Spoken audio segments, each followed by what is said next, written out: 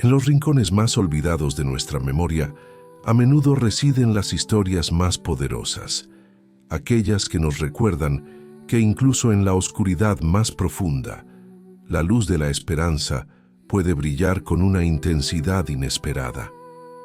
Hoy les traigo un relato que se teje con hilos de dolor, injusticia y una fe inquebrantable. La historia de Cristina, una mujer que lo perdió todo, solo para encontrar un tesoro donde nadie más lo veía. Su viaje es un testimonio de cómo la burla puede transformarse en bendición y cómo el corazón puro de una viuda puede sembrar la prosperidad donde antes solo había desprecio. Antes de sumergirnos en esta conmovedora narrativa, me encantaría saber desde dónde nos acompañan. Déjennos un comentario con su país o ciudad. Su participación es el motor que impulsa este canal. Y si esta historia toca su corazón, si sienten esa chispa de esperanza, por favor, regálenos un me gusta y suscríbanse.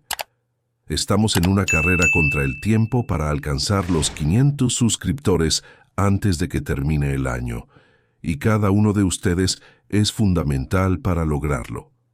Ayúdennos a llevar estas historias de fe y transformación a más personas que necesitan escuchar que, después de la prueba, siempre llega la bendición. Su apoyo lo hace posible. El sol de la tarde se filtraba con una luz tenue a través de las cortinas raídas de la pequeña casa de Cristina, pero no lograba disipar la densa niebla de dolor que se había asentado en cada rincón. Hacía apenas una semana que la vida de Cristina se había desmoronado en un instante brutal. Su esposo, Juan, el pilar de su hogar, el hombre de manos fuertes y corazón noble, había perecido en un trágico accidente en la hacienda de don Bustamante. Una máquina vieja, mal mantenida, un descuido imperdonable, y la vida de Juan se extinguió, dejando a Cristina con un vacío inmenso y dos pequeños corazones que dependían enteramente de ella. Mateo, de 8 años, con ojos curiosos y un espíritu vivaz, y Sofía, de 6, una niña dulce y soñadora. El luto era un manto pesado que la asfixiaba, pero la realidad de su nueva condición de viuda, sin recursos y sin amparo, era aún más cruel. Don Bustamante, el acaudalado dueño de la hacienda, un hombre de maneras altivas y una mirada que siempre evaluaba el costo de todo, había convocado a Cristina a su opulenta oficina.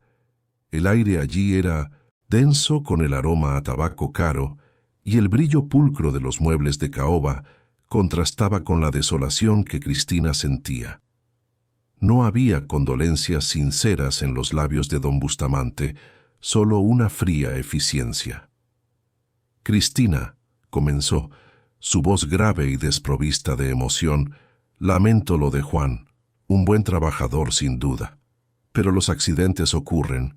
Para evitar cualquier inconveniente legal, he decidido ofrecerle una compensación. El corazón de Cristina se apretó con una mezcla de esperanza y desconfianza, una compensación justa, algo que le permitiera reconstruir su vida, asegurar el futuro de sus hijos. La respuesta de don Bustamante fue una bofetada helada.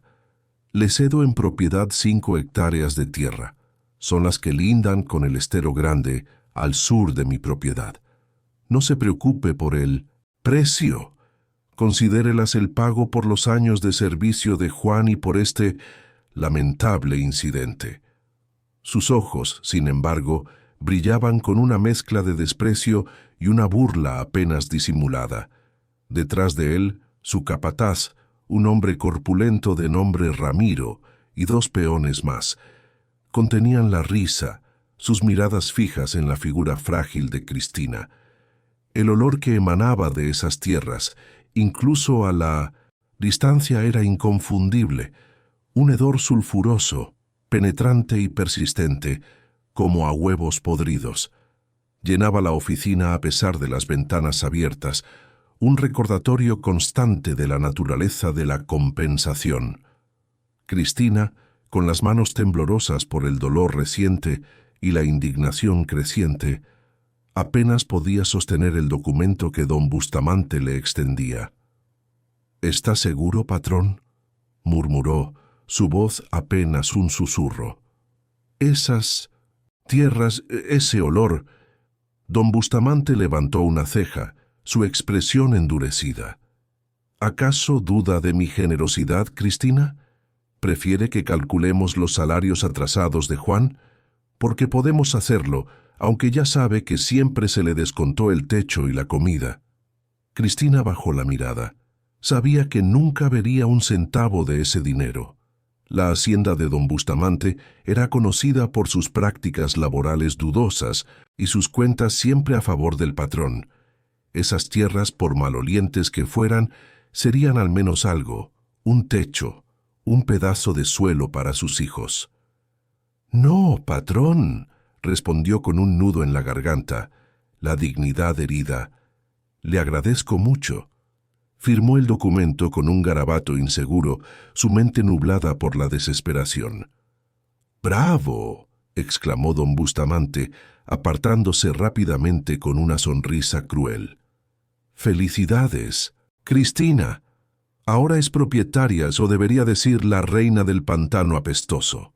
Las risas estallaron a sus espaldas, mientras Cristina, con la escritura en mano, salía de la oficina con la cabeza gacha y los ojos empañados por las lágrimas contenidas. El sol de la tarde golpeaba su rostro pálido, y en ese momento, por primera vez desde la muerte de Juan, sintió que quizás hubiera sido mejor marcharse con las manos vacías. La humillación era un veneno que se extendía por sus venas, más doloroso que el propio luto. Esa noche, al regresar a la pequeña casa que aún compartía con sus hijos, no tuvo el valor de contarles toda la verdad. Solo les dijo que tendrían un nuevo hogar, un pedazo de tierra propio. La esperanza en los ojos de Mateo y Sofía era un puñal en su corazón, sabiendo la realidad que les esperaba. La noticia de la generosidad de don Bustamante se extendió como un reguero de pólvora por el pequeño pueblo. La gente murmuraba, no con compasión, sino con una mezcla de curiosidad morbosa y desprecio. La viuda del pantano, así comenzaron a llamarla. La mudanza fue un evento solitario y doloroso. Cristina, con la ayuda de un par de vecinos caritativos que no temían la ira de don Bustamante, cargó sus pocas pertenencias en una carreta destartalada. Mateo y Sofía, ajenos a la verdadera naturaleza de su nuevo hogar, miraban con expectación el camino, pero a medida que se acercaban a las tierras cedidas, el hedor sulfuroso se hizo más intenso, un abrazo nauseabundo que les envolvía. Sofía se cubrió la nariz con su pequeña mano, y Mateo miró a su madre con una mezcla de incredulidad y decepción. —¿Esta es nuestra tierra, mamá? —preguntó Mateo, su voz teñida de desilusión. —Este pantano que huele a huevos podridos. Son 5 hectáreas. Cristina intentó sonar optimista, a pesar del nudo en su garganta. —Sí, hijo. La parte alta no está inundada. Podemos construir allí. Tiene agua, mucha agua. Pero la realidad era innegable. El terreno era una extensión de juncos, lodo y pequeñas pozas de agua humeante con el omnipresente olor a azufre. La casa, que lograron levantar con maderas viejas y láminas de zinc, era modesta, apenas una choza, pero era suya. Sin embargo, la fe de Cristina se puso a prueba rápidamente. La vida en el pantano era un desafío constante.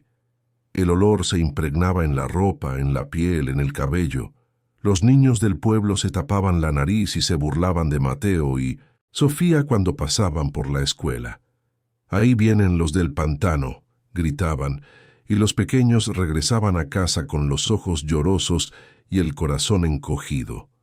En el mercado, las mujeres se negaban a atender a Cristina, alegando que su olor espantaba a otros clientes. «Lo siento, Cristina», decía la panadera desviando la mirada, pero el olor se pega a todo. No puedo venderle el pan. Cristina regresaba a casa con las manos vacías y el alma herida. Ya no sé qué hacer, mamá, se lamentaba Sofía una noche, mientras Cristina lavaba por tercera vez las sábanas, intentando inútilmente quitar el hedor. Nadie quiere jugar con nosotros. El aislamiento era casi tan doloroso como la pérdida de Juan. Cristina intentó cultivar algunas verduras en la parte más seca del terreno, pero la tierra era difícil y el olor parecía afectar el crecimiento. Sus pocos ahorros se habían ido en los materiales para la casa y en comprar algunas gallinas y semillas que apenas prosperaban. La desesperación comenzaba a hacer mella en su espíritu. Se sentía atrapada, una viuda desamparada en un lugar que todos despreciaban. La promesa de don Bustamante se había convertido en una prisión. Un día, la situación tomó un giro aún más sombrío. Mateo, el más fuerte de los dos, comenzó a desarrollar pequeñas ampollas en los brazos. Al principio, Cristina pensó que eran picaduras de insectos, pero las ampollas se convirtieron rápidamente en llagas dolorosas que supuraban y no cicatrizaban. Poco después, Sofía también mostró los mismos síntomas. El pánico se apoderó de Cristina. Llevó a sus hijos al doctor Silva, el único médico del pueblo, un hombre de ciencia que, aunque bien intencionado, carecía de recursos y conocimientos especializados. El doctor Silva examinó brevemente a los niños, su rostro contraído en una mueca de disgusto por el olor que emanaba de ellos.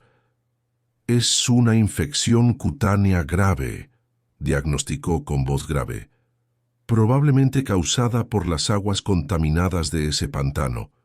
Deberían mudarse de ahí, Cristina. Es insalubre para los niños». El corazón de Cristina se encogió. «¿Y cómo la curamos, doctor?», preguntó con angustia, sus ojos fijos en las llagas de sus hijos. «Necesitan antibióticos y un tratamiento especializado. Les costará al menos 3 meses de salario», respondió el médico, mirándolos con una mezcla de lástima y resignación. 3 meses de salario que no tenían. Cristina había invertido sus pocos recursos en la casa y en los intentos fallidos de cultivo. La situación era desesperada. La viuda del pantano, ahora con sus hijos enfermos, parecía condenada a la miseria. Esa noche, al regresar del pueblo con las malas noticias, Cristina encontró a Mateo y Sofía ardiendo en fiebre. Las llagas se habían extendido a sus pechos y espaldas, y el dolor era tan intenso que apenas podían moverse. Mateo, el más fuerte, gemía débilmente, y Sofía, con los ojos vidriosos, se aferraba a su madre. «Necesitamos agua fresca para bajarles la fiebre», dijo Cristina con la voz quebrada por la preocupación. «Iré al pozo del pueblo». Pero Mateo, entre quejidos, murmuró: «Es muy tarde, mamá. Las puertas ya están cerradas». El pozo del pueblo era la única fuente de agua potable, y sus puertas se cerraban al anochecer. La única agua disponible era la del pantano, aquella agua tibia y maloliente que brotaba de 1903, las entrañas de la tierra. Cristina miró a sus hijos, luego al manantial que humeaba a poca distancia de su casa. Ambos pensamientos, el de usar esa agua y el de no tener otra opción, la atormentaban. Usar esa agua podría empeorar las cosas, pero no hacer nada era ver a sus hijos sufrir y quizás morir. La desesperación de una madre no conoce límites. «No tenemos opción», dijo finalmente Cristina, su voz firme a pesar del temblor en sus manos. «Usaré el agua del manantial que brota cerca de los juncos. Al menos está limpia, aunque huela mal». Con un cubo, Cristina se dirigió al manantial. Era una de varias fuentes termales que brotaban en su propiedad, formando pequeñas pozas de agua cristalina, pero caliente, y con un olor sulfuroso casi insoportable. El vapor se elevaba en la noche, dándole al lugar un aspecto místico y a la vez inquietante. Con lágrimas en los ojos, remojó paños en esa agua y los colocó sobre la frente y los cuerpos llagados de sus hijos. «Perdóname, Dios mío, por usar esta agua sucia para mis hijos», susurró Cristina en silencio, su corazón desgarrado. «No tengo nada más que ofrecerles. Si esta es tu voluntad, que sea tu voluntad». Era un acto de fe ciega, una oración desesperada en medio de la oscuridad. Mientras aplicaba los paños, una figura se acercó sigilosamente a la pequeña casa. Era dona Elena, la curandera del pueblo, una mujer anciana con ojos sabios y manos curtidas por la vida. Dona Elena era una de las pocas personas que no había despreciado a Cristina. Había perdido a su propio hijo años atrás y comprendía el dolor de una madre. Había intentado ayudar a Cristina con algunas hierbas y ungüentos, pero sin éxito. Al ver a Cristina con el cubo de agua humeante, sus ojos se abrieron con una chispa de reconocimiento. «Cristina», dijo su voz suave, «esas son las aguas que la tierra guarda. Mis abuelos hablaban de ellas, decían que tenían un poder antiguo. No son sucias, hija, son un regalo». Dona Elena se sentó junto a Cristina, ayudándola a aplicar los paños. Juntas velaron a los niños durante la larga noche, cambiando los paños empapados en el agua sulfurosa. El olor era fuerte, pero la fe de Cristina, alimentada por las palabras de dona Elena, comenzó a crecer. No era una fe ingenua, sino la fe de quien no tiene nada más que perder y se aferra a la última brizna de esperanza. La noche transcurrió lentamente, cada minuto una eternidad de incertidumbre. Cristina rezaba, pidiendo un milagro, una señal, cualquier cosa que aliviara el sufrimiento de sus pequeños. La imagen de Juan, su esposo, se le aparecía en la mente y sentía que su espíritu la acompañaba en esa vigilia. La promesa de un nuevo amanecer parecía lejana, pero la viuda, con sus manos temblorosas, seguía aplicando el agua una y otra vez, con mismos chins, la esperanza de que, de alguna manera, esa agua maloliente pudiera ser la respuesta a sus plegarias. A la mañana siguiente, algo extraordinario sucedió. El sol, al asomarse por el horizonte, pintó el cielo con tonos dorados y rosados, y con su luz trajo una revelación. Las llagas de Mateo y Sofía, que durante semanas habían supurado sin señales de mejoría, comenzaron a secarse. La fiebre había desaparecido por completo, y los niños, aunque débiles, podían moverse sin tanto dolor. Cristina, agotada por la vigilia, apenas podía creer lo que veía en sus ojos. Tocó suavemente la piel de Mateo, luego la de Sofía. El ardor había disminuido drásticamente. «¡Mamá!», exclamó Mateo, su voz aún ronca, pero con un brillo de alivio en sus ojos. «Ya no me duele tanto». Sofía asintió, una pequeña sonrisa asomando en sus labios. Dona Elena, quien también había pasado la noche en vela, se arrodilló, sus ojos llenos de asombro y gratitud. «Es un milagro, Cristina», susurró. «Dios ha bendecido estas aguas, tal como decían los antiguos». Durante 3 días consecutivos, Cristina y dona Elena siguieron aplicando paños empapados en aquella agua sulfurosa sobre las heridas de los niños. Para el 4.º día, las llagas habían cicatrizado casi por completo, dejando solo manchas rosadas donde antes había carne viva. La piel de los niños, antes inflamada y dolorosa, ahora lucía suave y en proceso de recuperación. La casa, aunque aún olía a azufre, se llenó de una nueva atmósfera de esperanza y alegría. La noticia de la sorprendente recuperación de los hijos de Cristina llegó a oídos del doctor Silva. Escéptico por naturaleza y formado en la medicina convencional, el médico se resistía a creer en milagros. Sin embargo, la insistencia de dona Elena y la propia Cristina lo obligaron a visitar el pantano una semana después. Lo que vio lo dejó sin palabras. La piel de Mateo y Sofía estaba casi completamente sana. ¿Qué medicina les han dado?, preguntó, examinando los brazos de los niños con incredulidad. Esto es sorprendente. Cristina, con una sonrisa radiante, respondió: Ninguna medicina, doctor.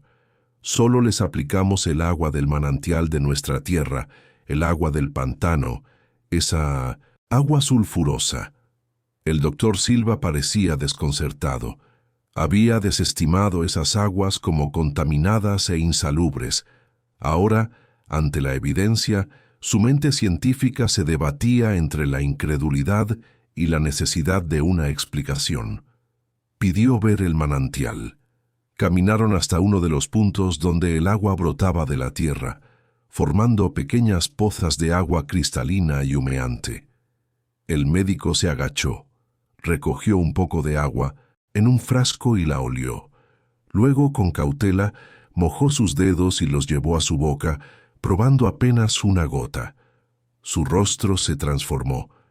«Cristina», dijo finalmente, su voz teñida de asombro, «esto no es agua podrida, son aguas termales sulfurosas. Tienen propiedades medicinales excepcionales».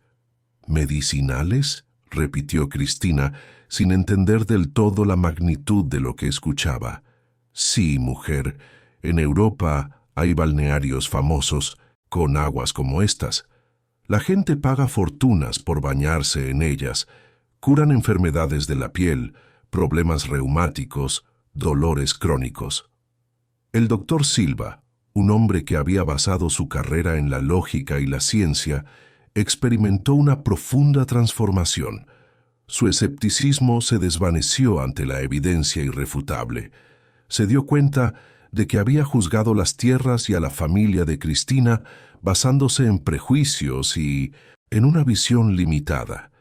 La cura de los niños no solo había salvado sus vidas, sino que también había abierto la mente del médico a nuevas posibilidades. A partir de ese día, el doctor Silva se convirtió en un ferviente defensor de las aguas del pantano. Empezó a estudiar con avidez todo lo que pudo sobre hidrología médica, consultando libros y artículos que antes consideraba irrelevantes. Su consultorio se convirtió en un centro de información sobre las aguas milagrosas, y él mismo comenzó a referir a sus pacientes más desesperados a la casa de Cristina. La transformación del doctor Silva fue un testimonio del poder de la verdad y de cómo incluso la mente más racional puede ser conmovida por un milagro. La noticia de las aguas curativas del pantano de Cristina corrió como reguero de pólvora por el pueblo y las comunidades vecinas. Al principio llegaron los más desesperados, aquellos que habían agotado todas las opciones y no tenían nada que perder. Una madre con un niño que sufría de psoriasis severa, un anciano con artritis tan dolorosa que apenas podía caminar, un joven con heridas crónicas que no cicatrizaban. Cristina, recordando su propia desesperación y el milagro que había salvado a sus hijos, los dejó usar el agua sin cobrarles un centavo. Dona Elena, con su sabiduría ancestral, ayudaba a organizar a la gente, explicando cómo debían aplicarse los baños y ofreciendo consuelo. Y uno a uno, todos mejoraron. Las llagas se secaron, el dolor disminuyó, la piel se regeneró. La familia del pantano se convirtió en la familia de las aguas milagrosas. La pequeña casa de Cristina, antes un símbolo de miseria, se transformó en un centro de esperanza y sanación. Mateo y Sofía, ahora completamente recuperados y llenos de energía, ayudaban a su madre. Mateo, con su espíritu práctico, construyó pozas rudimentarias con piedras y barro, donde la gente podía sumergirse con mayor comodidad. Sofía, con su dulzura innata, recibía a los visitantes. les ofrecía un vaso de agua fresca y escuchaba sus historias de sufrimiento, brindando apoyo emocional. La afluencia de personas era tal que la vida en el pueblo comenzó a cambiar. Los comerciantes locales vieron un aumento en sus ventas y algunos empezaron a ofrecer alojamiento a los visitantes que venían de lejos. El desprecio inicial hacia Cristina y sus hijos se transformó en respeto y para muchos en gratitud. La gente del pueblo que antes se burlaba, ahora defendía a la viuda y sus aguas. La historia de Cristina se convirtió en una leyenda viva, un testimonio del poder de la fe y la generosidad. Un día, un automóvil lujoso, algo inusual en esas carreteras polvorientas, se detuvo frente a la casa de Cristina. De él descendió un hombre elegante, de mediana edad, con una mirada penetrante y una maleta de cuero. Se presentó como el doctor Alejandro Mendoza, un renombrado especialista en hidrología médica de la capital. Había escuchado rumores sobre las aguas milagrosas y, aunque escéptico, su curiosidad científica lo había impulsado a viajar. «He escuchado sobre estas aguas, doña Cristina», dijo con voz pausada y respetuosa. «Quisiera analizarlas si me lo permite». Cristina, con la prudencia que le había enseñado la vida, accedió. El doctor Mendoza pasó varios días en el pantano tomando muestras de agua de diferentes manantiales, midiendo temperaturas, observando a las personas que se bañaban y documentando sus testimonios. Su profesionalismo y seriedad impresionaron a Cristina y al doctor Silva, quien se convirtió en su entusiasta colaborador, compartiendo sus propias observaciones y los pocos estudios que había logrado realizar. El doctor Mendoza, al principio, mantuvo una distancia profesional, pero a medida que presenciaba las curaciones y la bondad de Cristina, su escepticismo se fue disolviendo. Vio no solo el potencial científico, sino también el impacto humano de esas aguas. 2 semanas después, el doctor Mendoza regresó con los resultados. Su rostro, antes serio, ahora mostraba una emoción contenida. «Doña Cristina», dijo, con una voz que denotaba una profunda admiración, «estas son unas de las aguas termales más ricas en minerales que he visto en mi carrera. El contenido de azufre, magnesio y calcio es excepcional. Tienen un valor terapéutico incalculable. Es un tesoro, amiga mía, un tesoro que podría convertirse en uno de los balnearios medicinales más importantes del país». La magnitud de sus palabras dejó a Cristina sin aliento. Lo que don Bustamante había despreciado como un pantano apestoso, lo que ella había aceptado con humillación, era en realidad una fortuna, un regalo de Dios. El doctor Mendoza no solo traía buenas noticias, sino también una propuesta que cambiaría la vida de Cristina y de toda la región para siempre. El doctor Mendoza no venía solo con los resultados de sus análisis, traía consigo una visión y una propuesta concreta. «Doña Cristina», continuó, su entusiasmo palpable, «tengo contactos e inversionistas interesados en desarrollar un balneario termal aquí. Con su permiso, podríamos construir instalaciones modernas, habitaciones para huéspedes, áreas de tratamiento especializadas. Usted sería socia, por supuesto, como dueña del terreno. Esto no solo le traería prosperidad a usted y a su familia, sino que también beneficiaría a toda la región, creando empleos y atrayendo turismo». Cristina miró a su alrededor. Su pequeña casa de madera, las pozas improvisadas donde la gente se bañaba, el terreno pantanoso que tanto desprecio había generado. Pensó en Juan, en la humillación de don Bustamante, en las risas que la llamaron reina del pantano apestoso. La propuesta era abrumadora. Ella, una viuda, humilde, dueña de un balneario de fama nacional. Era un sueño que superaba cualquier fantasía.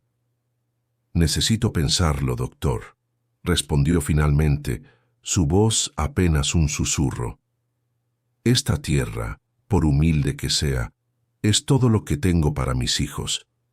No quiero que nos engañen como ya nos engañaron una vez. Esa noche, la familia discutió la propuesta. Mateo, ahora un adolescente de 15 años, con la madurez que le había dado la adversidad, estaba entusiasmado. Mamá, piensa en cuánta gente podríamos ayudar con unas instalaciones adecuadas, y ya no tendríamos que preocuparnos por el dinero. Sofía, de 13, más cautelosa, tenía sus dudas. Pero mamá, ¿y si nos engañan? No sabemos nada de negocios. Don Bustamante nos quitó a papá y nos dio esto como burla. ¿Y si estos inversionistas son como él? Cristina guardaba silencio, pensativa. No era ambición lo que sentía, sino una mezcla de gratitud hacia Dios por el milagro, el deseo de asegurar el futuro de sus hijos y una profunda responsabilidad hacia las personas que ya se beneficiaban de las aguas. El doctor Mendoza parecía honesto, y el doctor Silva, ahora un amigo leal, la animaba. Cristina, estas aguas son un don. No puedes guardarlas solo para ti, pero debes protegerte. Los días siguientes fueron de intensa reflexión y oración. Cristina consultó con dona Elena, quien le aconsejó escuchar su corazón y confiar en la providencia divina, pero también ser astuta. El mundo de los negocios es como el río, Cristina. Hay corrientes fuertes y remolinos. Necesitas un buen barquero. Fue entonces cuando el doctor Mendoza, anticipando las preocupaciones de Cristina, le presentó al doctor Ramírez, un abogado de la capital, especialista en derechos territoriales y empresariales, conocido por su ética y su defensa de los más vulnerables.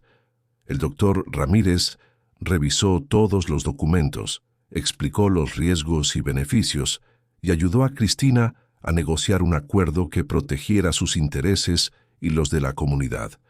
Cristina, con la ayuda de sus hijos ya recuperados y más grandes, y con la orientación del doctor Mendoza y el doctor Ramírez, aceptó la propuesta, pero con condiciones claras. Ella mantendría el control mayoritario de la propiedad y las aguas continuarían accesibles a los más necesitados, con una sección del balneario dedicada a tratamientos gratuitos. El balneario Santa Cristina fue el nombre elegido, un tributo a su fe y a su lucha. La decisión marcó el inicio de una nueva era, no solo para Cristina, sino para todo el pueblo, que veía en ella la promesa de un futuro mejor. La construcción del balneario termal Santa Cristina fue un proyecto ambicioso que transformó el paisaje del pantano. Bajo la dirección del doctor Mendoza, que supervisaba el aspecto técnico y científico, y con la asesoría legal del doctor Ramírez, Cristina se convirtió en la fuerza impulsora detrás de cada decisión. Mateo, con su energía juvenil y su creciente interés por la gestión, se convirtió en el brazo derecho de su madre, aprendiendo sobre construcción, logística y administración. Sofía, con su sensibilidad y su interés por el bienestar de las personas, colaboraba en el diseño de los espacios de tratamiento y en la creación de programas de acogida para los futuros huéspedes. El proyecto generó cientos de empleos para la gente del pueblo, que antes vivía en la pobreza. Los hombres y mujeres que antes se burlaban de Cristina, ahora trabajaban codo a codo con ella, construyendo piscinas de diferentes temperaturas, cabañas confortables, un edificio principal con áreas de tratamiento médico y un restaurante que ofrecía comida saludable y local.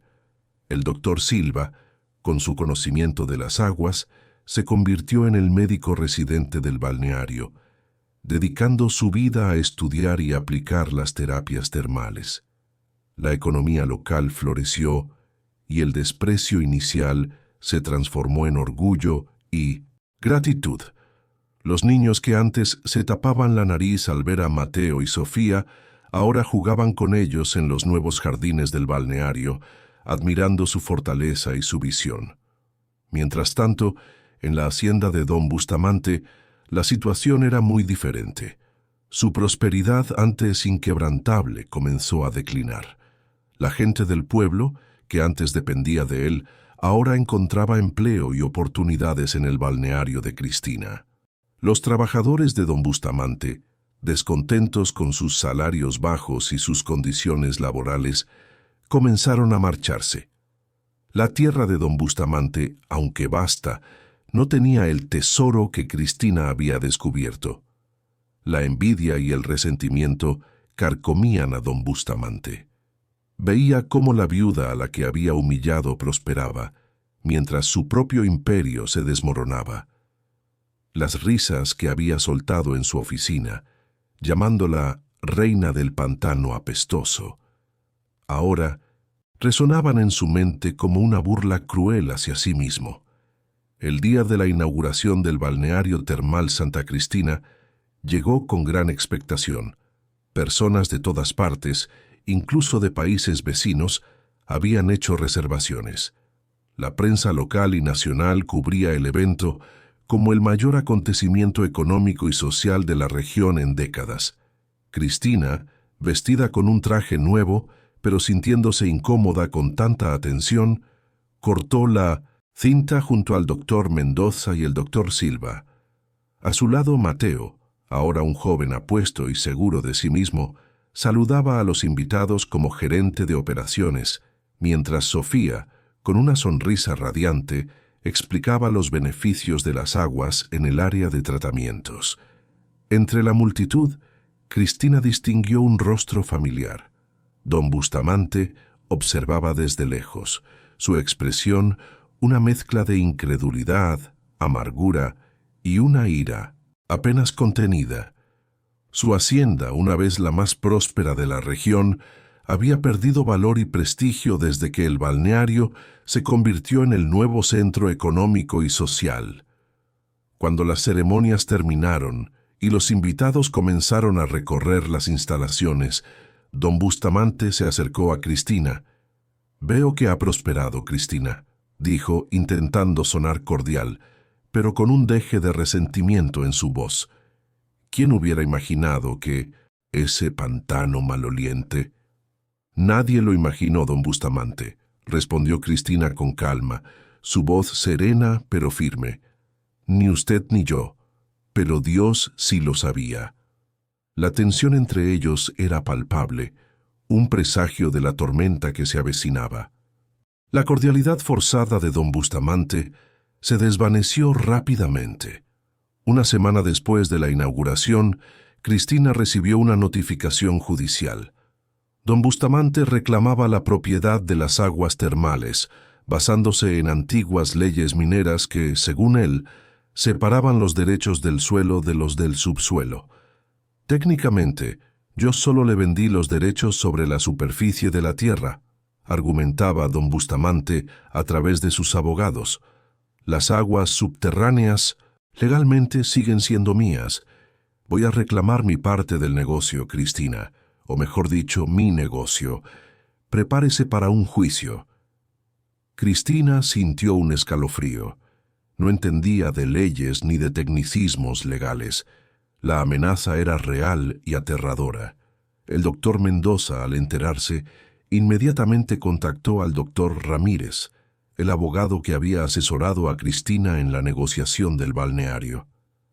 «No se preocupe, doña Cristina», la tranquilizó el abogado tras revisar la escritura y los documentos.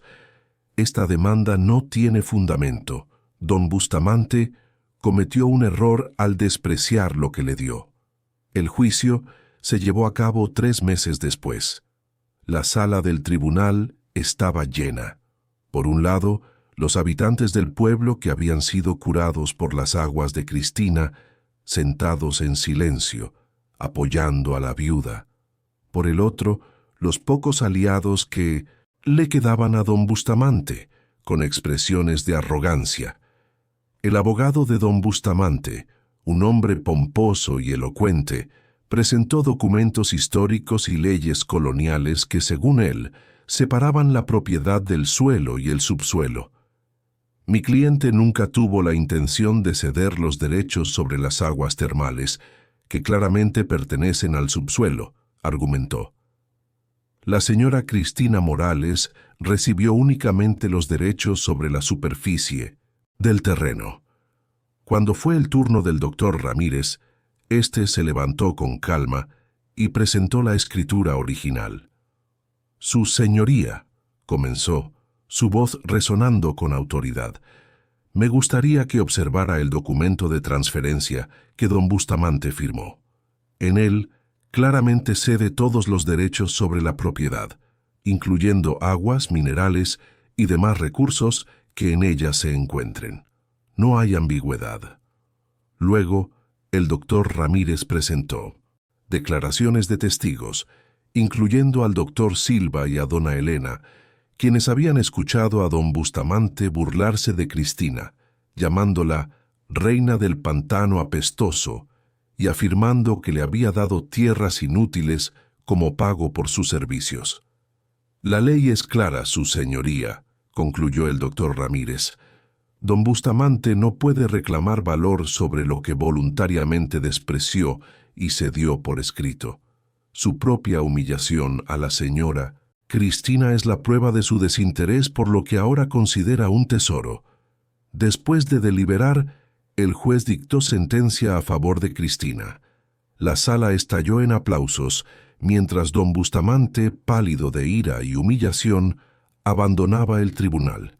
«La justicia ha hablado», dijo el juez. «Las aguas termales y todos los beneficios derivados de ellas pertenecen legítimamente a doña Cristina Morales y su familia». Al salir del tribunal, Cristina se encontró frente a frente con don Bustamante. «Ha ganado esta vez, Cristina», dijo el hacendado con amargura, su voz cargada de veneno. «Pero esto no quedará así». Cristina, con una serenidad que sorprendió incluso a sus propios hijos, respondió: «Don Bustamante, mi esposo trabajó fielmente para usted durante años. Nunca le falló, nunca le robó. Todo lo que tengo ahora es porque Dios vio mi corazón y transformó su burla en bendición. No le guardo rencor, señor. De hecho, las puertas del balneario están abiertas para usted cuando quiera visitarnos». Don Bustamante, desconcertado por la falta de resentimiento, solo pudo dar media vuelta y marcharse, su figura encorvada por la derrota. La justicia divina había prevalecido no solo en los tribunales, sino en el espíritu de Cristina, que había elegido el perdón sobre la venganza. La derrota en el tribunal fue un golpe devastador para don Bustamante, pero no lo detuvo. Su amargura se transformó en una obsesión por la venganza. No podía aceptar que la viuda a la que había despreciado ahora prosperara, mientras su propia fortuna se desvanecía. «Esto no quedará así», había prometido, y sus palabras no eran una amenaza vacía. Don Bustamante comenzó una campaña silenciosa y maliciosa para desacreditar el balneario. Termal Santa Cristina.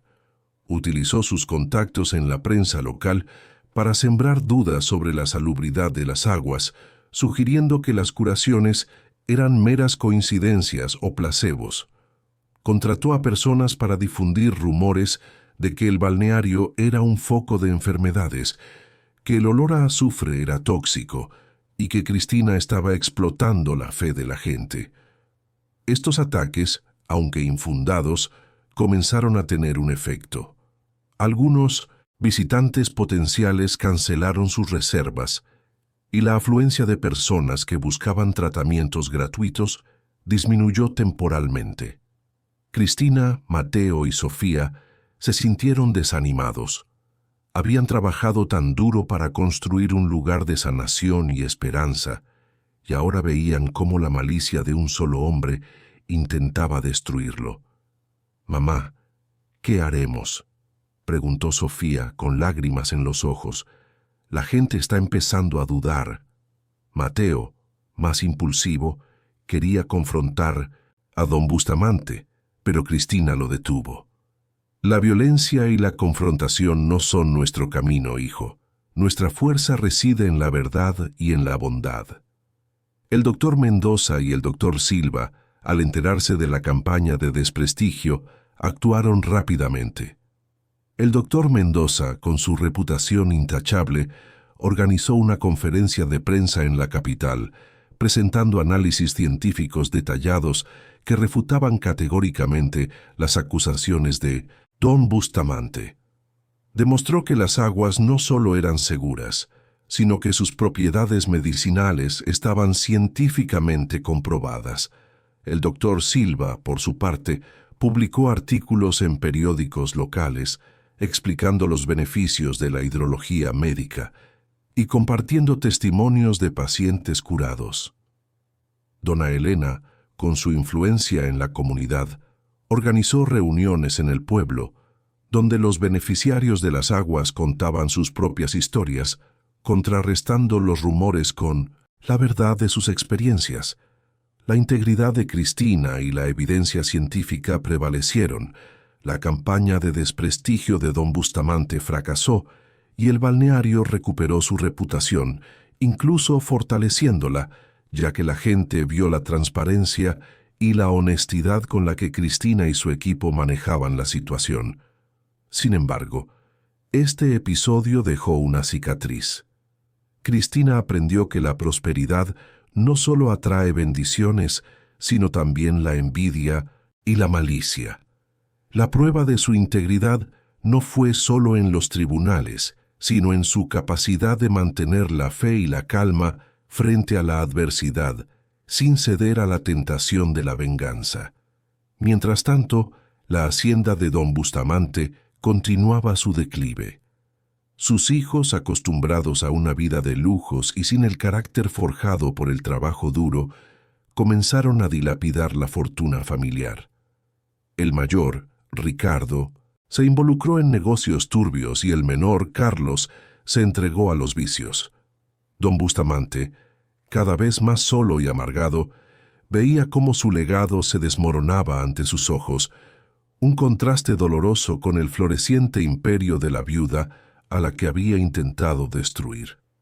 La justicia divina a veces no se manifiesta con rayos y truenos, sino con la lenta y constante erosión de las malas acciones y la gloriosa ascensión de la bondad. Con la reputación del balneario consolidada y la demanda en constante crecimiento, el doctor Mendoza propuso una ambiciosa expansión. La idea era construir un segundo complejo, aún más grande y moderno, en una propiedad adyacente que estaba a la venta. Esta expansión implicaría una inversión considerable y una mayor complejidad en la gestión. Mateo, ahora un joven con gran visión empresarial, estaba entusiasmado. «Mamá, esto nos permitiría atender a muchísimas más personas y consolidar nuestra posición como el balneario líder del país». Sofía, aunque apoyaba la idea, era más cautelosa. «Sí, pero también significa más responsabilidades, más personal y el riesgo de perder nuestra esencia si crecemos demasiado rápido». Cristina, con la sabiduría que le habían dado los años y las experiencias, escuchó atentamente a sus hijos y al doctor Mendoza. Recordaba las palabras de dona Elena sobre las corrientes del río. La expansión era una corriente fuerte y necesitaba ser navegada con cuidado.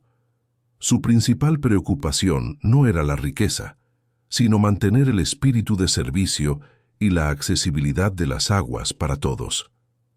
«Estoy de acuerdo en expandirnos», dijo Cristina, «pero con la condición de que el nuevo complejo incluya un centro de investigación y desarrollo de terapias termales y que una parte significativa de las ganancias se destine a un fondo comunitario para el desarrollo de la región y la educación de los niños». Los inversionistas, aunque inicialmente reticentes a destinar tantas ganancias a fines sociales, aceptaron las condiciones de Cristina, impresionados por su visión y su compromiso. La construcción del nuevo complejo comenzó y con ella nuevos desafíos. la gestión de 2 balnearios, la contratación de cientos de nuevos empleados, la coordinación con proveedores y la atención a una clientela internacional exigente, pusieron a prueba las habilidades de Mateo y Sofía. Mateo se destacó en la administración y la logística, implementando sistemas eficientes y negociando contratos. Sofía, por su parte, lideró el desarrollo del centro de investigación, atrayendo a científicos y médicos de renombre para estudiar las propiedades de las aguas y desarrollar nuevas terapias. El balneario termal Santa Cristina se convirtió en un modelo de negocio sostenible y socialmente responsable. No solo ofrecía curación física, sino también oportunidades económicas y educativas para toda la región. La historia de Cristina se enseñaba en las escuelas como un ejemplo de emprendimiento y valores. La viuda del pantano, que una vez fue objeto de burla, ahora era una figura de inspiración y respeto, no solo en su país, sino a nivel internacional. Sin embargo, la expansión también trajo consigo la atención de políticos corruptos y empresarios inescrupulosos que intentaron extorsionar a Cristina y a su familia. Hubo intentos de soborno, amenazas veladas y presiones para que se dieran parte de sus tierras o de sus ganancias.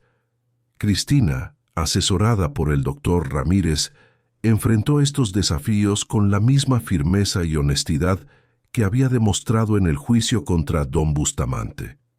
Se negó a ceder a la corrupción, denunciando los intentos de extorsión y defendiendo la integridad de su negocio y el bienestar de su comunidad.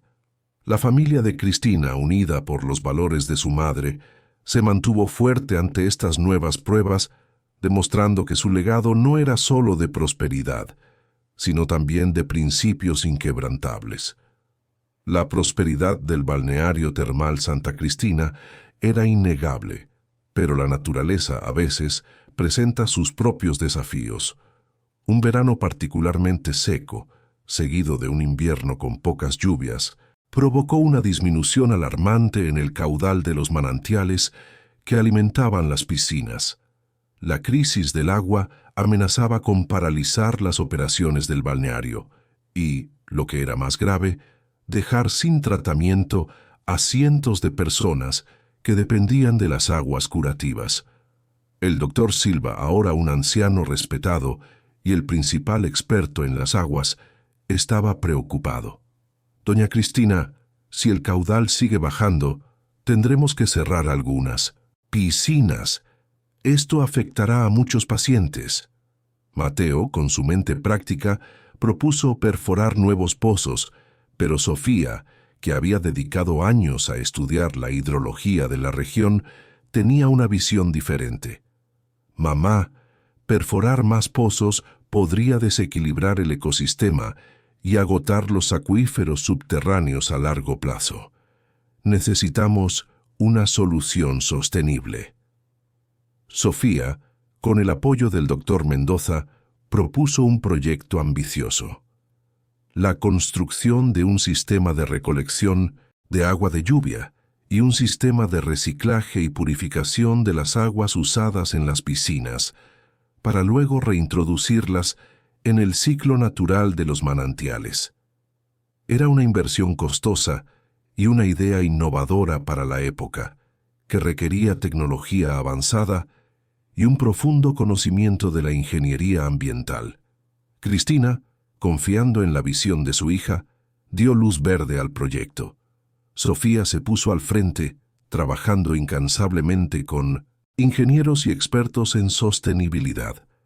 Viajó a otros países para estudiar sistemas similares y adaptarlos a las condiciones locales. El proyecto enfrentó escepticismo y resistencia por parte de algunos inversionistas que lo veían como un gasto innecesario. Sin embargo, Sofía, con la elocuencia y la pasión que la caracterizaban, defendió la importancia de la sostenibilidad y la responsabilidad ambiental. Nuestras aguas son un regalo de la tierra, argumentaba. Tenemos la obligación de protegerlas y de usarlas de manera responsable para las futuras generaciones. La construcción del sistema de recolección y reciclaje fue un desafío monumental. Se construyeron grandes depósitos subterráneos para almacenar el agua de lluvia y se instalaron complejos sistemas de filtración y purificación. El proceso fue largo y arduo, pero la dedicación de Sofía y su equipo fue inquebrantable. Finalmente, el sistema fue inaugurado con éxito. El balneario no solo logró mantener su caudal de agua, sino que también se convirtió en un referente mundial en sostenibilidad ambiental para complejos termales. Esta crisis del agua, lejos de ser un obstáculo, se transformó en una oportunidad para el balneario Santa Cristina de reafirmar sus valores y su compromiso con el medio ambiente. Sofía, la niña que una vez sufrió de llagas en la piel, se había convertido en una líder visionaria, una guardiana de las aguas y del legado de su madre. Su intervención no solo salvó el balneario, sino que también inspiró a otras empresas de la región a adoptar prácticas más sostenibles. Cristina observaba a sus hijos con orgullo, sabiendo que había sembrado no solo prosperidad, sino también una profunda conciencia y responsabilidad en ellos. La viuda del pantano había enseñado a sus hijos a no solo recibir las bendiciones, sino a ser guardianes de ellas. A pesar de la inmensa prosperidad y el éxito del balneario, Cristina nunca olvidó el origen de su fortuna. La trágica muerte de su esposo, Juan, y la injusticia de don Bustamante. La memoria de Juan, el trabajador honesto que perdió la vida por negligencia, era un recordatorio constante de la necesidad de proteger a los más vulnerables. Inspirada por este recuerdo y por el deseo de honrar a su esposo, Cristina decidió crear una fundación. La llamó Manos de Esperanza, en honor a las manos trabajadoras de Juan y a la esperanza que ella había encontrado en medio de la desesperación. El objetivo de la fundación era doble. Por un lado, brindar apoyo legal y económico a familias de trabajadores que sufrieran accidentes laborales debido a la negligencia de sus empleadores. Por otro, ofrecer becas de estudio y capacitación profesional a jóvenes de escasos recursos de la región, para que tuvieran oportunidades que Juan nunca tuvo. Mateo y Sofía se involucraron activamente en la fundación. Mateo, con su experiencia en gestión, se encargó de la administración y la recaudación de fondos, buscando alianzas con otras organizaciones y empresas. Sofía, con su conocimiento médico y su empatía, lideró los programas de apoyo a las familias afectadas, asegurándose de que recibieran atención médica, psicológica y legal. El doctor Ramírez, el abogado que había defendido a Cristina, se convirtió en el asesor legal pro bono de la fundación, dedicando su tiempo a luchar por la justicia de los trabajadores. La Fundación Manos de Esperanza rápidamente se convirtió en un pilar de la comunidad. Ayudó a innumerables familias a obtener indemnizaciones justas, a acceder a tratamientos médicos y a reconstruir sus vidas después de tragedias laborales. Muchos jóvenes, gracias a las becas de la Fundación, pudieron estudiar en la universidad o en escuelas técnicas, rompiendo el ciclo de la pobreza y encontrando un futuro prometedor. La historia de Juan, que había comenzado con una injusticia, se transformó en un catalizador para el cambio social y la justicia. Este nuevo capítulo en la vida de Cristina y su familia no solo consolidó su legado de generosidad, sino que también envió un mensaje poderoso a toda la región, que la verdadera riqueza no se mide en propiedades o dinero, sino en el impacto positivo que se tiene en la vida de los demás. Don Bustamante, que en sus años de prosperidad había explotado a sus trabajadores, ahora veía cómo la viuda, a la que había despreciado, construía un imperio de compasión y justicia. La Fundación Manos de Esperanza fue un testimonio viviente de que la memoria de los que sufrieron no sería olvidada y que su sacrificio inspiraría un futuro mejor para todos. Cristina, al ver el impacto de la fundación, sentía que el espíritu de Juan vivía en cada vida que era tocada por la esperanza. Los años pasaron y el balneario termal Santa Cristina se consolidó como un referente mundial. Cristina, ya con el cabello completamente blanco, pero con una vitalidad y una sabiduría que inspiraban, seguía siendo el corazón y el alma del lugar. Mateo y Sofía, ahora adultos maduros y líderes reconocidos en sus respectivos campos, llevaban las riendas del balneario y la fundación con la misma pasión y compromiso de su madre. Mientras tanto, la vida de don Bustamante había tomado un rumbo muy diferente. Su hacienda, mal administrada y sin la visión de su antiguo dueño, había sido vendida a plazos para cubrir deudas. Sus hijos, Ricardo y Carlos, habían dilapidado lo poco que quedaba de la fortuna familiar y ahora vivían en la miseria, culpándose mutuamente por su desgracia. Don Bustamante, anciano y enfermo, sufría de una artritis severa que lo postraba en cama, solo y olvidado, en una pequeña habitación alquilada en un pueblo lejano. Su orgullo antes inquebrantable se había desmoronado por completo. Un día, un antiguo peón de don Bustamante, un hombre llamado Pedro que había sido testigo de la humillación de Cristina, escuchó sobre la situación de su antiguo patrón. Pedro, que ahora trabajaba en el balneario Santa Cristina y había sido curado por sus aguas, sintió una punzada de compasión. A pesar de todo el mal que don Bustamante había hecho, Pedro creía en el poder del perdón y la sanación. Con la ayuda de dona Elena, que también había escuchado los rumores, Pedro se acercó a Cristina.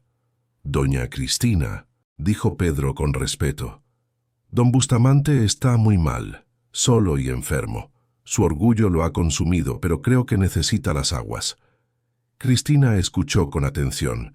La noticia la conmovió profundamente. A pesar de todo el dolor y la injusticia que don Bustamante le había causado, su corazón no albergaba rencor. Recordó las palabras de Juan, que siempre decía que el perdón era la medicina más poderosa. «Tráiganlo, Pedro», dijo Cristina, con voz firme. «Las puertas del balneario están abiertas para él, como para cualquier otra persona que necesite sanación». Fue un reencuentro cargado de emoción. Don Bustamante, débil y encorvado, apenas podía mirar a Cristina a los ojos. Su rostro, antes altivo, ahora mostraba la huella del sufrimiento y el arrepentimiento. «No merezco tu amabilidad, Cristina», murmuró, su voz apenas audible. «Te traté injustamente durante años, humillé a tu familia y luego intenté robarte lo que legítimamente habías ganado. Fui un necio, un hombre cruel». Cristina, con una sonrisa genuina, extendió su mano. «El pasado es pasado, don Bustamante. Aquí todos reciben la misma atención y respeto.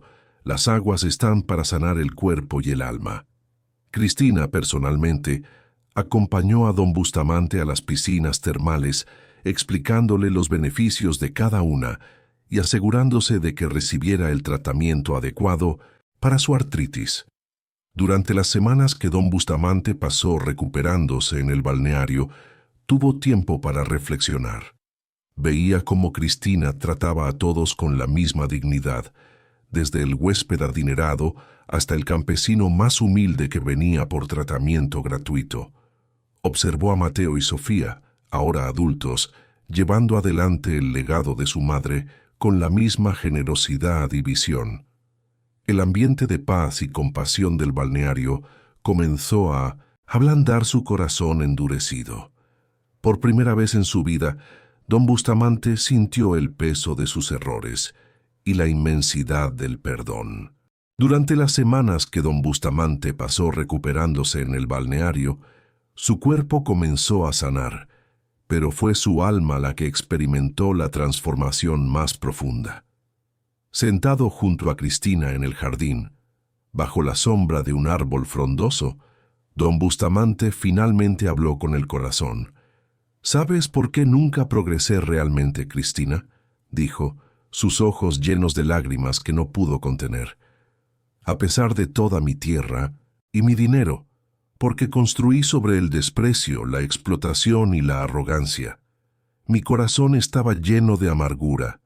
Tú, en cambio, construiste sobre la fe, la generosidad y el amor por tus hijos. Dios bendice lo que hacemos con el corazón limpio, Cristina. Esa es la lección que me ha tomado toda una vida aprender. Te pido perdón, Cristina, por todo el daño que te causé a ti y a tu familia. Cristina asintió en silencio, sus propios ojos humedecidos. No había triunfo en su mirada, solo una profunda compasión. «El perdón ya te fue dado, don Bustamante», respondió con dulzura. «Dios nos enseña que debemos perdonar a quienes nos ofenden. Lo importante es que ahora lo comprendes». Don Bustamante, al sentir la sinceridad de esas palabras, sintió un peso inmenso levantarse de su alma. No recuperó su antigua fortuna, pero encontró algo mucho más valioso: la paz interior y el arrepentimiento sincero. Dedicó sus últimos años a intentar reparar el daño que había causado, apoyando discretamente las obras de caridad de la Fundación Manos de Esperanza y compartiendo su historia como un testimonio de las consecuencias de la soberbia. Su redención, aunque tardía, fue un testimonio de que nunca es demasiado tarde para cambiar y buscar el perdón. Aquella tierra que una vez fue motivo de burla y desprecio, aquel pantano maloliente que don Bustamante consideró un castigo para Cristina, se había convertido en una fuente inagotable de sanación y prosperidad para toda una región. Las aguas sulfurosas, con su característico olor a huevos podridos, resultaron ser un regalo del cielo, un tesoro escondido que solo un corazón humilde, resiliente y lleno de fe como el de Cristina podría descubrir, proteger y compartir. Y, así, lo que comenzó como una humillación y una tragedia, terminó siendo la mayor bendición no solo para Cristina y su familia, sino para todos aquellos que encontraron salud, esperanza y un nuevo comienzo en las aguas del balneario termal Santa Cristina. El legado de Cristina trascendió las fronteras del balneario. Su historia se convirtió en un faro de esperanza, un recordatorio de que la adversidad puede ser el crisol donde se forjan los mayores milagros. La viuda que lo perdió todo se convirtió en la matriarca de una comunidad próspera, un ejemplo viviente de que la justicia divina, aunque a veces tarda, siempre llega, y que el perdón es la llave que libera tanto al que lo da como al que lo recibe. Sus hijos, Mateo y Sofía, continuaron su obra, expandiendo el balneario y la investigación sobre las aguas, asegurando que el espíritu de servicio y generosidad perdurara por generaciones. El balneario Santa Cristina no era solo un lugar de curación física, sino un santuario de sanación espiritual, donde las almas encontraban consuelo y las esperanzas se renovaban. La historia de Cristina, la viuda del pantano bendito, se cuenta de generación en generación, un cuento que inspira a no rendirse ante la adversidad, a mantener la fe incluso cuando todo parece perdido, y a recordar que el amor y la generosidad son las verdaderas riquezas que Dios bendice. Su vida fue un poema de resiliencia, una sinfonía de esperanza que resonó en cada gota de agua curativa, en cada sonrisa de un niño sano, en cada corazón que encontró alivio en el lugar que una vez fue el símbolo de su mayor dolor. Queridos oyentes, la historia de Cristina nos deja una lección profunda y atemporal. ¿Cuántas veces en nuestra propia vida hemos sentido que estamos en nuestro pantano apestoso? Ese momento de desesperación, de pérdida, de humillación, donde todo parece oscuro y sin salida. Quizás sea una dificultad económica, una enfermedad inesperada, una traición, o la sensación de que nuestros esfuerzos no son valorados. Nos sentimos solos, incomprendidos, y el peso del mundo parece aplastarnos. Pero la historia de Cristina nos susurra al oído que, incluso en ese lugar de desprecio, en ese rincón que todos evitan, puede esconderse nuestro mayor tesoro. Nos enseña que la fe, esa chispa inquebrantable en el corazón, es la que nos permite ver más allá de lo evidente, encontrar la bendición disfrazada de prueba. Nos recuerda que el amor incondicional como el de una madre por sus hijos puede mover montañas y transformar lo imposible en milagro. Y sobre todo, nos muestra que la generosidad y el perdón no solo sanan a los demás, sino que nos elevan a nosotros mismos, construyendo un legado que va más allá de cualquier riqueza material. Al acercarnos al final de este año y con la promesa de un nuevo comienzo, los invito a reflexionar. ¿Cuál es su pantano apestoso personal? ¿Qué situación, qué desafío, qué dolor les parece insuperable? Que la historia de Cristina les inspire a buscar el tesoro escondido en su propia adversidad. Que les dé la fuerza para mantener la fe, para amar sin medida y para perdonar, sabiendo que Dios puede convertir sus momentos más oscuros en las bendiciones más grandes. Que este nuevo año que se inicia sea un tiempo de esperanzas renovadas, de descubrimientos milagrosos y de la manifestación de la justicia divina en sus vidas. No se vayan sin ser parte de esta familia de historias que inspiran y transforman vidas. Suscríbanse y activen la campanita para que Dios les bendiga con la historia de mañana. En cada relato encontrarán una lección de fe, esperanza y el recordatorio de que Él puede convertir nuestros momentos más oscuros en las bendiciones más grandes. Nos vemos pronto con otra historia donde la justicia divina se manifestará de maneras sorprendentes.